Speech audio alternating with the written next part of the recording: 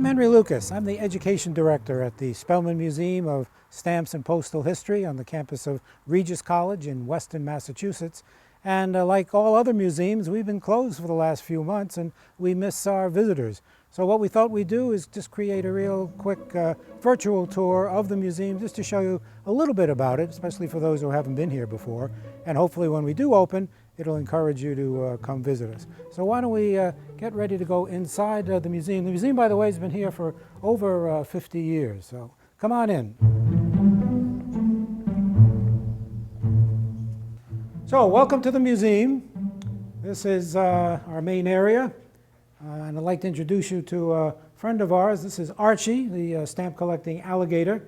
Archie is a volunteer, but he also does great videos with us through the Weston Media Center, which they then put on YouTube, and we hope that you get a chance to see some of Archie's great videos about stamps. His latest one is about taking a tour of our national parks through stamps. So the address for the YouTube is right on the bottom of the screen, and Archie will be here when you come, when we finally open, to welcome you. Right here now we have our gallery over to our left, which we're going to take a look at in a minute, but we also have a philatelic library, very extensive, on all books from stamps from all over the world and all types of topics.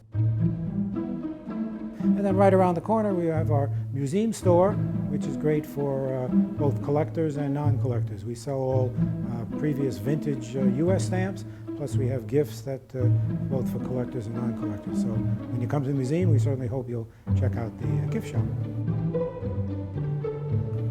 When people visit the museum, obviously they want to know who Cardinal Spellman was. And this is just a little exhibit of a little bit of pieces from his stamp collection. But the Cardinal was a big stamp collector. He learned the hobby from several priests when he was studying to be a priest in Rome. Came back and started collecting during World War II. He traveled over 40,000 miles to visit all the troops, and he'd pick up stamps along the way. And then in 1960, he and a bunch of friends decided they needed a stamp museum to show off not only his collection but other people's collections. So in '60 the museum was incorporated. In 1963, on Cardinal Spellman's birthday, May 4th, they opened the museum. So the museum is over 50 years old, and most of the stamps we have here are not Cardinal Spellman's, but we get donations weekly, both to help us with our fundraising as well as for increasing our collection. He was good friends with Franklin Roosevelt, who was a big stamp collector, and also he was good friends with Dwight Eisenhower as well. So he was quite well known as a cardinal, but he was also quite well known as a stamp collector. And the cardinal even got himself on a postage stamp when he visited Nicaragua in the 1950s. The first thing we like to show people when they visit is the very first stamp ever made in the world. It's called the 1 penny black, and as you can see from a picture of it, makes sense. It sold for a penny, and it was black. It was from Great Britain, and the year of its issue was 1840. And most people don't realize that before 1840, there were no stamps. When you mailed a letter to somebody, you just wrote their address, and then you even made them pay to receive the letter. Well, by 1840, that wasn't working too well in Great Britain, and so they came up with a better idea: make a little piece of paper, put the Queen Elizabeth on the front, put some glue on the back, glue it to an envelope, and you're paying for the delivery. It proved very successful, and in the next 10 years or so, many countries started using stamps. It took 7 years from the 1 penny black to get to the United States, but we had our first stamps, which we also have on exhibit, and they were 5 cents and 10 cents. The 5-cent one, as you can see, was Benjamin Franklin, our first Postmaster General, and of course George Washington on the 10-cent stamp.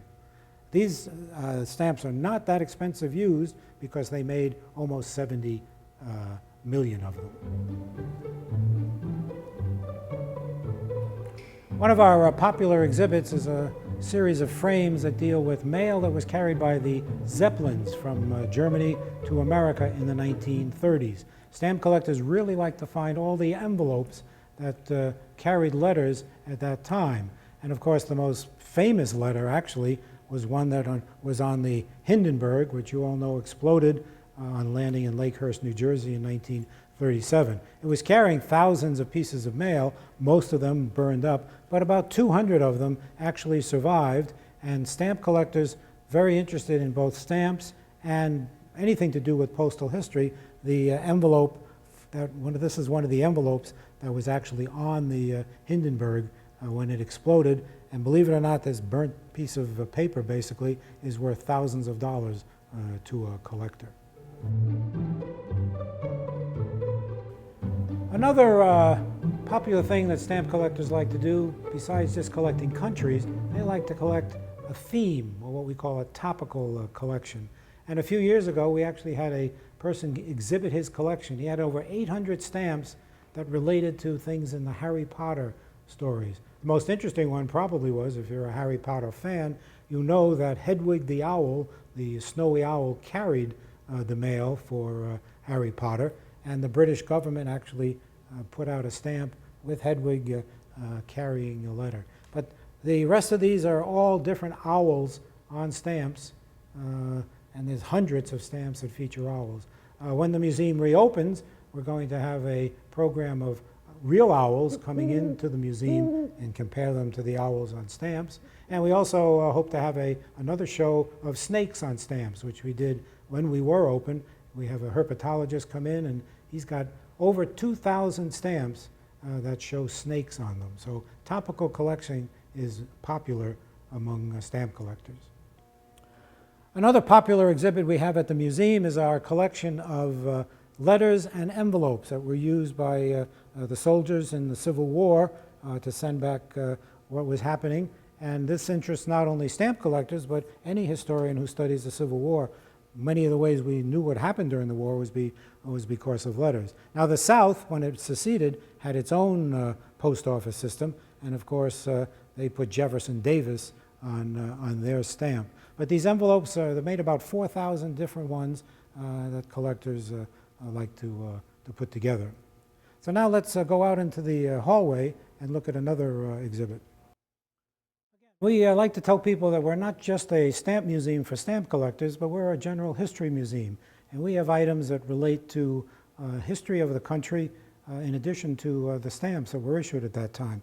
One example are these little stamp cases that we exhibit. We have about 50 cases. These are what people used around the turn of the century to carry stamps in their pockets and their purses so that the stamps wouldn't stick together.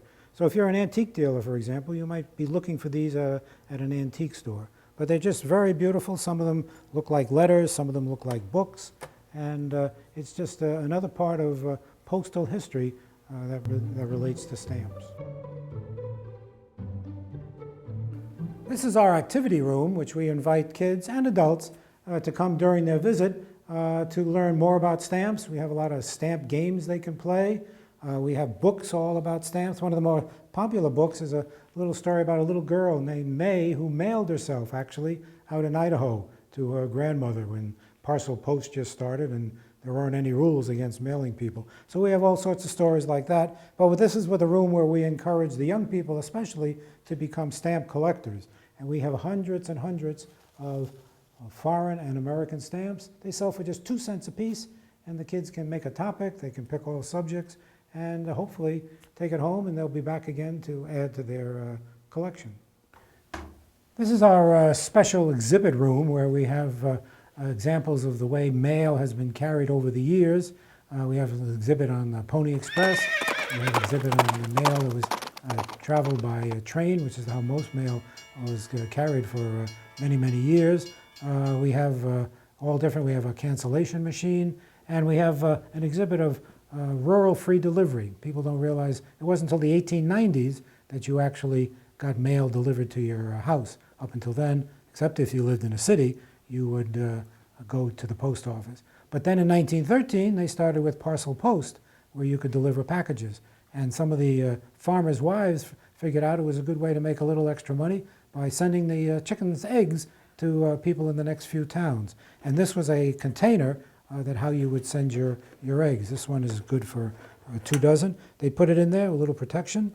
It's very lightweight, it's aluminum, so it didn't cost much money to mail. You'd put it on the train, take it to the next couple of towns, and then get the box back in a couple of days. So that was an example, and we have some other examples in our cases. And the one other exhibit in here that people really like, and that is a stamp dress. This was made to attend some kind of stamp function in the 1920s, and there are thousands of stamps from different countries on that dress. So it's just another example of our museum, not just showing you postage stamps, but connecting all sorts of things that have happened in our history with stamps. Meet our Revolutionary War and pre-Revolutionary War mailman.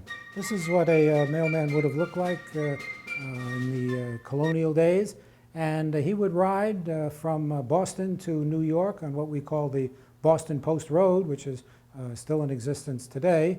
And he would carry not only letters, but more importantly, he would carry newspapers, because that certainly was the only type of internet back in the 1700s.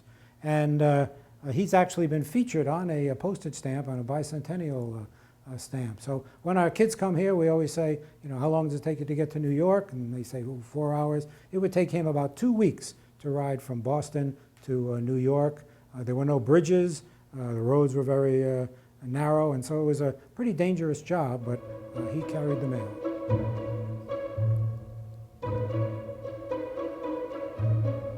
They used to drink a lot too, right? Well, I'd like to thank you for watching this virtual quick tour of the museum. We have a whole other room downstairs where we do all our family days, and hopefully when we open up, we'll be having some of those. Mention to you that we do have a stamp calendar that comes out every month featuring stamps related to historic events, and you're more than happy to request one of those. If you have an old stamp collection that you had as a kid, or maybe your parents had, and you want to know its value, we'd be happy to do an evaluation for a small fee, and you may then decide you want to donate it to the museum. We're happy to accept donations. When the museum opens, we have two special exhibits that our curator has been working on. Both are big celebrations. One is the 100th anniversary of the 19th Amendment, which gave women the right to vote, and this is the 400th anniversary of the Mayflower landing down in Provincetown, and we have an exhibit all about connecting the Mayflower with postage stamps. So we hope that we'll be opening soon. Check our webpage out, and if you watch the show, which you're doing right now, mention that you've seen it, and we'll give you a free admission, and Archie will let you in for free. So thank you again for watching. Tell your friends about us, and we hope to see you.